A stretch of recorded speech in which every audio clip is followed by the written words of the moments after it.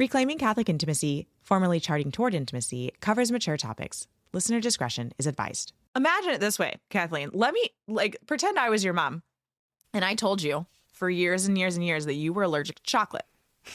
And so you were like, I'm allergic to chocolate. I can't touch it. I can't even get close to it. I probably shouldn't even breathe its fumes because I am allergic to it, right?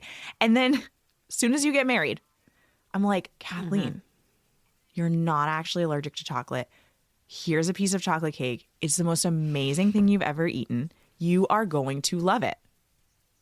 Are you going to love it? Are you going to take a bite? No, you're so fearful. Welcome to Reclaiming Catholic Intimacy, the podcast for Catholic women that helps you improve your sex life, strengthen your marriage, and embrace God's design for love. My name is Ellen Holloway, and joining me today is my semi-regular co-host, Kathleen Chovanes. What did purity culture get right? We never talk about what purity culture got right. No, we love bashing purity culture and telling... We love it. We love talking about all the things they did wrong, which are there. They're not non-existent. They're there. Oh, they're definitely there. And we're going to talk about those too. Exactly. But also, it's true that the whole message of purity culture was coming from a good place. And it would not be fair to not acknowledge what purity culture was trying to do. Yeah. And we've got this issue of there's such a pendulum swing. And that's really where purity culture came from, is that go back to the 60s and 70s and we have the sexual revolution. We have birth control came onto the scene, and this just changed. Everyone was learning about this magical pill. Yeah. And they were like, oh my gosh, is this gonna change our lives? Is this gonna make everything better? This is incredible. And even within the church, there was this oh my gosh, is this gonna be okay? Yeah. Because we look now and we're like, oh my gosh, obviously the pill is contraception and that is very wrong. But at the time, yes, they did not understand the science. I think you were telling me, Kathleen, that you're... Yeah. My mother-in-law, I had a conversation with her about, she was born in the 50s, right? She remembered her mother, sitting on the porch with all the neighborhood mothers, all the women. They were all sitting down talking about basically what this could mean for them. It was just right around that time of the introduction of the birth control pill. And it was this big news. And it was just wow, this could change our lives. But it was before the church had come out and said anything really about it, which again, yeah, for us, it's a no-brainer because we've been dealing with it for the past 50 plus years. But think about it being a brand new thing. And now you're just oh, I don't know. You really have to think through all of it. Because contraception prior to the birth control pill was all barrier method. So it was very clear that there was something a barrier in the way of full unity. So it was really obvious when you just logically looked at it that that was something that was against the natural design of sex. Yeah. But this pill, something was happening internally. There was no physical barrier that was blocking full unity.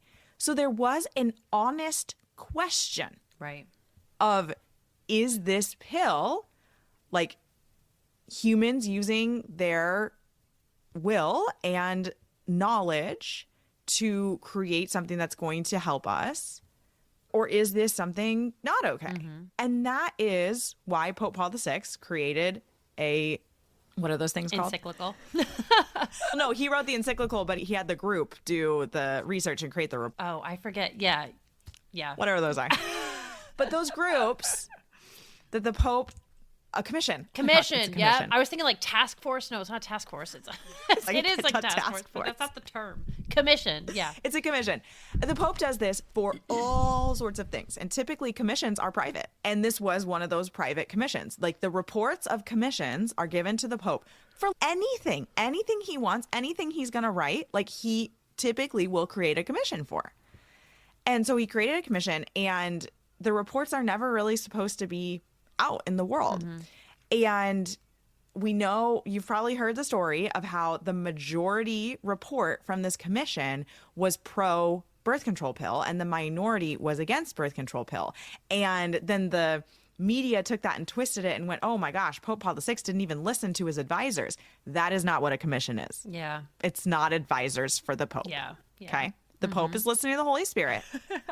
What a commission is, the Pope wants to get a read on what's going on in the real world. And he wants some like extra insight, some extra research so that he can come and write, in this case, an encyclical, knowing all the pieces, right? Part of the reason why Pope Paul VI wanted a bunch of married people on this commission is he wanted to hear what were they actually thinking, so that he could respond to their actual thoughts, right? I do this all the time. I ask you ladies to email me, tell me what your thoughts are so that I can give you podcast episodes that are helpful. Yeah. If somebody emails me and goes, Ellen, what you're teaching is too hard, like I can't follow that, I'm not going to go and change what I'm going to say on the podcast. I'm still going to teach what the church teaches, right? At least I heard from that person, what is it that's hard? And I can speak into that. Yeah. So that's what the Pope wants in a commission. And the fact that the majority report was leaked to the press almost proves that the people who wrote the majority report knew that it was against church teaching, because these reports are never supposed to be public. Yeah. And so it's like the fact that they were like, oh my gosh, we got to get this out in the world so that maybe we can like circumvent what's going to happen here and let the birth control pill be okay for Catholics. The fact that it was leaked is such proof that they knew, even maybe on just a subconscious level, that it wasn't right, right? And then we know from Humanae Vitae, and you can read Humanae Vitae, that Pope Paul VI very clearly shows how it is a method of contraception and it is against church teaching. Yeah.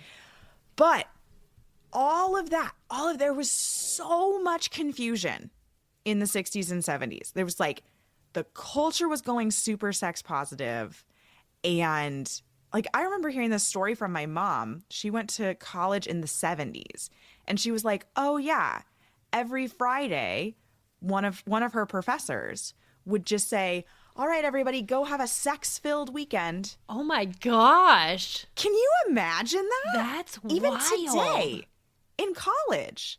I mean, listen, That would colleges so are weird. like liberal hellscapes right now, but That's they're true. doing that. But like, maybe I they'll didn't have a have box that. of condoms like sitting at the door to the classroom. but like But- the professor just being like, happy Friday, go have a sex-filled weekend. Wow. It's crazy. That's right? wild. We like can't imagine the culture that was going on in Yeah. the 60s. We can't. Like, we hear about it, but you're right. It was different than right now. Like right now, there's still, I feel like the sex is still, it's like, I feel like it's got a veil over what's it. happening now is people still want to be very sex positive, but there have been way too many consequences, unwanted, Yeah. undesired consequences to the free sex thing. So what do we have? We have celebrities going on social media making statements about how women don't give it to the men anymore. Don't give it to, like, you're onto something. Yeah, that's There you true. go. Right? Yeah. There is a truth there that you are unlocking. I want to ask you to roll with that, okay? It's Right. just like we've become so sex positive that now we're experiencing these negative consequences to just, unlimited sex with whenever, whoever, wherever, that now we're trying to go back and say, but we don't realize that it's just like, this is a truth that the church has held from the beginning of time. There is a truth here, but no, it's like our soul's yearning for that truth. We don't even realize it though. We're trying to do it as like revenge, when really it's just, no, it's because that's true. There's like a nugget of truth there. Anyway. Okay, so let's talk about purity culture then. Crazy 60s and 70s. And so then these men and women who went to like high school and college and like young adulthood in the 60s and 70s, then started having kids in the 80s and 90s. And they were like, oh my gosh, something was very wrong with that. And they're like, we got to make sure that our kids know how important sex is and that they shouldn't just go have a sex-filled weekend. But at the same time, they, meaning our parents essentially, were not well catechized, right? The majority of them were not well catechized about why sex is important, why it's sacred, why we shouldn't do it. So they didn't know how to communicate that message to their own children. So then it was a fear response. There was a fear response, exactly. Right? And it was just like, you can just imagine like somebody just clenching on. Yeah. Right? And so our parents just clenched on and they were like, oh my gosh, we have to make sure that our kids don't go have a whole bunch of free sex. And so then it was just like, don't do it. Don't do it. Just don't do it. That was, okay, don't save yourself. Put a purity ring on, put a chastity belt on. And just this total pendulum swing in the opposite direction. Yeah. It's so funny. The literal message I got from my mom, which like, this was a time where like I was like hearing stuff about it in school and I was like not understanding because my mom, now granted, God love my mom, she did her best and she was a single mom with 4 kids. It was like a lot, especially when you're talking about these sorts of things. But she had never talked to me about anything and I'm hearing stuff in school. And so I went to her with questions and just asked, what is it? Blah, blah. And I remember her saying to me, just don't do it. Okay, just don't do it. If you do it, I'll disown you. That's it. Literally. Oh, okay. Oh my gosh. Sounds good. The least helpful. Don't do it or I will disown you. That's it. There was just like no conversation. And in my household. Yeah. And there was just none. They didn't know how to have the conversation. Guys, we are in such a good position today, not only because we tend to be more catechized about this, right? Like we're in a generation where this catechesis has really been fleshed out in a really beautiful way that we can feel confident. I mean, purity culture was pre-theology of the body. Yeah. Like in some ways, granted, he was it was like not out, in the US. But yeah, it was out. But like, yeah, no, that's exactly. But like it's almost in many ways like a response to this like purity culture. Yeah. Response. Yeah. Maybe not directly. He may not have had the same influences. I don't know how Poland was. Yeah, that's true. In the 60s and 70s. Regardless, the point is that like our parents didn't have a ton of conversation around it, particularly around the theology of sex, right? Because they didn't know. It wasn't their fault. Like no one ever told them. So what happens? You're a Catholic family in the 80s and the 90s, right? And you want your kids to have a faith, to carry on the faith, but you don't really know how to necessarily model that for them. They start going to things like youth group, right? Like youth groups, stuff like that. And now in high school, those messages, they became the responsibility of the youth groups, essentially. Right. Right? Didn't want to deal with it. Parents didn't want to, or they didn't know how to. And it was like, oh, if they like go to these things, and I'm like talking about it like this was an intentional plan for them. Like it wasn't. It was like a good, wholesome thing for their kids to do. But I think as someone we're not bashing youth groups here. We're not bashing youth groups. There's very good things about youth groups. Because as someone who's very involved in youth group in high school and then continued to be involved throughout college by going back and helping and leading and stuff like that, these are the things that we looked at. What are the kids struggling with? What don't they understand? What do we have to teach them about the church and church teaching, right? So when I was in high school, I imagine the youth group leaders of that time and the retreat leaders and all that, they were thinking the same things, right? They were assessing the same stuff. What don't they understand? Right. We didn't understand about sex. Like we didn't understand the consequences, the goodness, the holiness, right? Like we didn't understand all that stuff. And the approach that I think these youth groups ended up taking a lot of the time, because teenagers are teenagers and they're rammy and all that, it was very fear-based. They're rammy. It's just like, when they're in it, right? If you had gotten them before they were really like in the throes of puberty, right? You could probably take a more gentle approach to it. But it's like waiting to teach about NFP until they're in pre-Cana, right? You've got to sell this. You've got to make this sound convincing and give them reasons like why, like you got to make it sound like rainbows and butterflies in order for them to actually consider it, because you're too little too late. Same thing applies when you're trying to convince teenagers in the throes of puberty to not have sex. Like, you use a fear-based approach, right? You make it really scary. That is one of the best ways to convince someone to not do something, is to make it scary.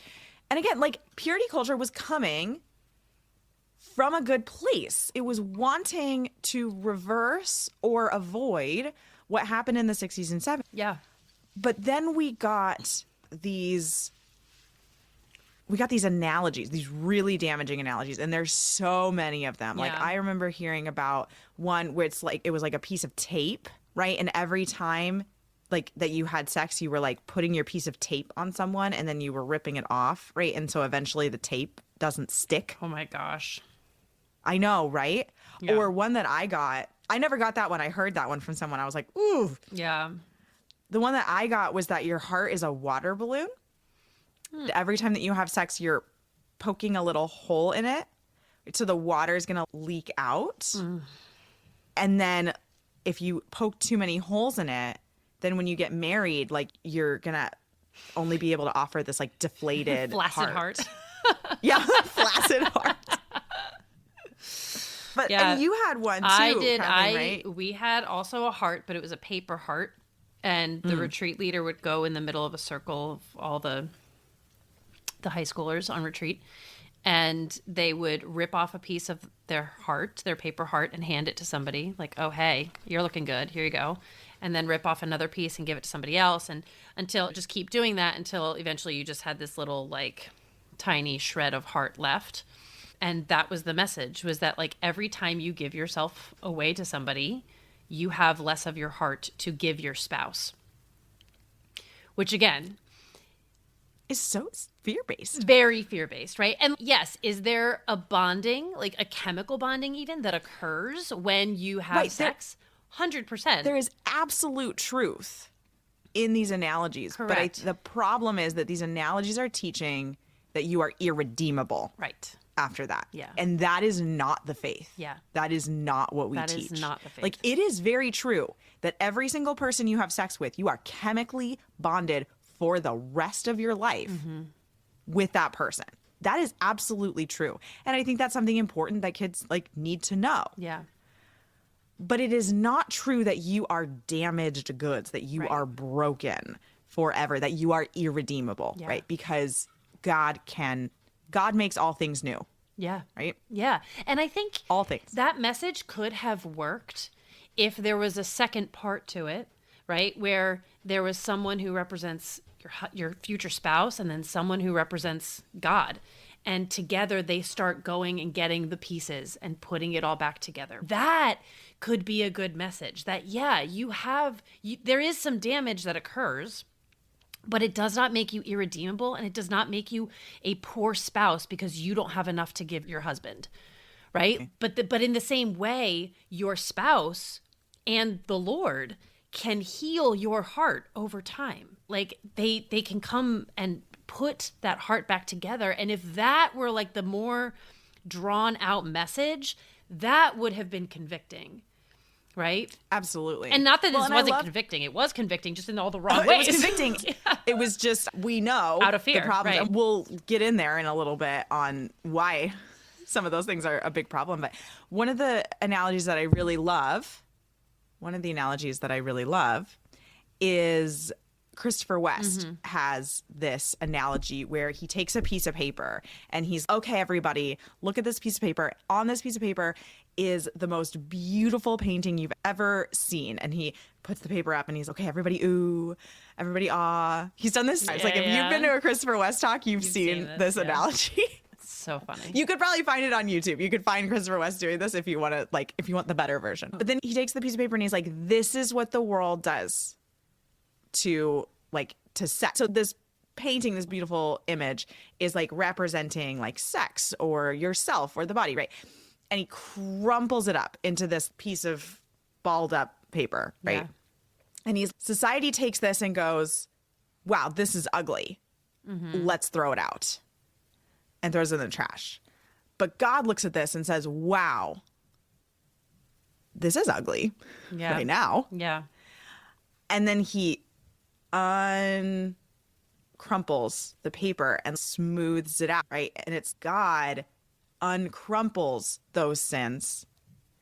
And so then the message is really clear because the piece of paper is all folded. So like it has creases, flattened. yeah. We can see the painting, but there are creases, right? So it is redeemable. We are redeemable. God does this. He flattens out our paper. But it is true that having sex before marriage hurts you. It does. It hurts you, and it hurts you on a soul level. Yeah. There's another good analogy that I'm remembering from when I was helping out at youth group as a young adult, actually. And so it was everybody got a piece of paper heart, similar to yours, but a little, I think, the redeemed version of yours, right? And so everybody like wrote, it was like quiet reflection time, and you wrote your sins on this heart. And then there was like this guided time, and the leader was like, okay, rip your heart if you've done X. Rip your heart if you've done X. So everybody's ripping their heart a bunch, and you get this like pile of ripped up pieces. And then we went and put those ripped up pieces at the foot of the cross. Right? So it's and I don't think that's perfect. I think there's still things that are wrong with that analogy, but there are better ways. There are better ways. Yeah. To teach this. But ultimately,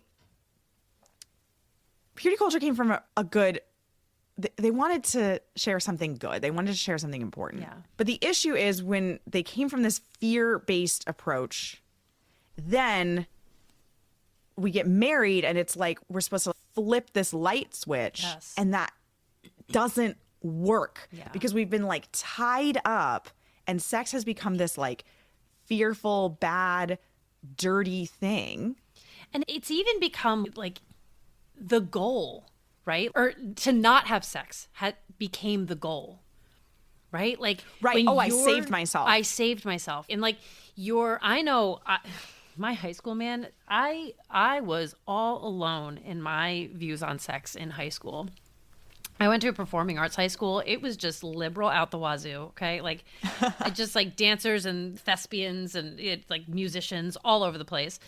Very sex positive environment.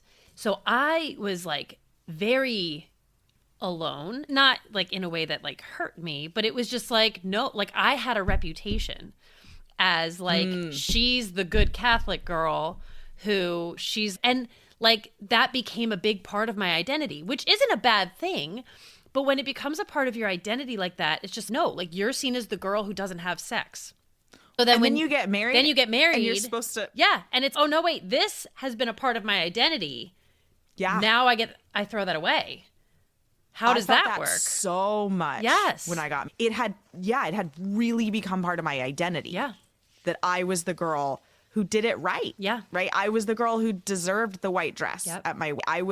And then it was like, I remember having this struggle after we'd been married for a month or two or whatever. And I was like, am I even allowed to wear this white piece of lingerie that I have? Yeah.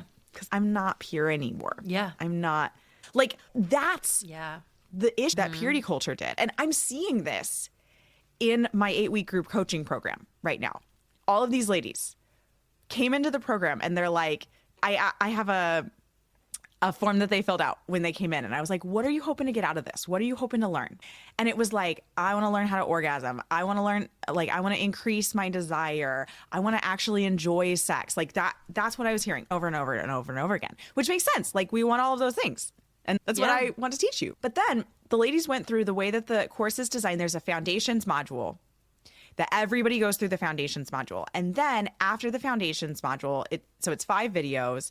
Videos 2, 3, 4, and 5 in the foundations module are like intros basically to modules 2, 3, 4, and 5. Mm-hmm. And it's mindset, practical sex ed, communication, and pleasure. And so all these ladies went into the foundations module going, oh, I'm totally going to jump over to module 5, which is pleasure. But they all did the foundations module and then they were like, oh, I need to go to module 2, which is mindset. I need to work on my mindset. Like so many of us who are struggling with our sex lives, we think that we need like more knowledge, we need the techniques, we need to learn the things, right? You can learn everything there is to know about anatomy and pleasure, but if you still believe that sex is bad, you're not going to enjoy sex. Yeah. Like you can listen to this podcast for years and never improve your sex life because that belief that sex is dirty and that you're broken because you're having sex is not allowing you to actually enter fully into the act. And this is actually really important because sex is free, total, faithful, and fruitful. If we are still wrapped up in these purity culture lies, we're not coming totally to the act. Yeah. And we're not freely coming to the act. We're like forcing ourselves into sex and we're holding back a part of ourselves because we're like, ooh, something's wrong with this. What's wrong with me for doing this? Yeah. And I'm not saying this to blame you and say that you're doing something wrong. I want to convict you that healing is really necessary and we've got to heal our relationship with sex. And this has been my journey. Yeah. My total journey has been healing the relationship that I have with sex. Yeah. It's huge. It is huge. And I think to start, like a practical, like where do we start doing this? Like how do I start healing that? Is to start redefining sex by its real definition. Right? Yes. Look to the church, look to to the wisdom of the church and understand what sex really is, which by the way, is a reflection of Trinitarian love, right? Like it is a divine, it's analogy of divine Trinitarian love. Sex is an analogy. It is an analogy. Yeah. It truly is. Like it's the more you can, and maybe that's the first time you've heard that. Maybe not. But if that is the first time, just go listen to more of the episodes of the podcast because oh my gosh, I love the analogy that sex is of divine Trinitarian love. Yeah, you've got to like really just own that. Like the Lord made this to be a reflection of how he loves, right? Like it's complete, it's total, it's fruitful, it's faithful. The other thing is we'll talk about theology of the body all day, every day. But at the end of the day, we have to recognize that it is a very dense work that may not be practical for everybody to really absorb. There's a great version that's called Theology of the Body in Simple Terms. It's in our book list. And it's wonderful.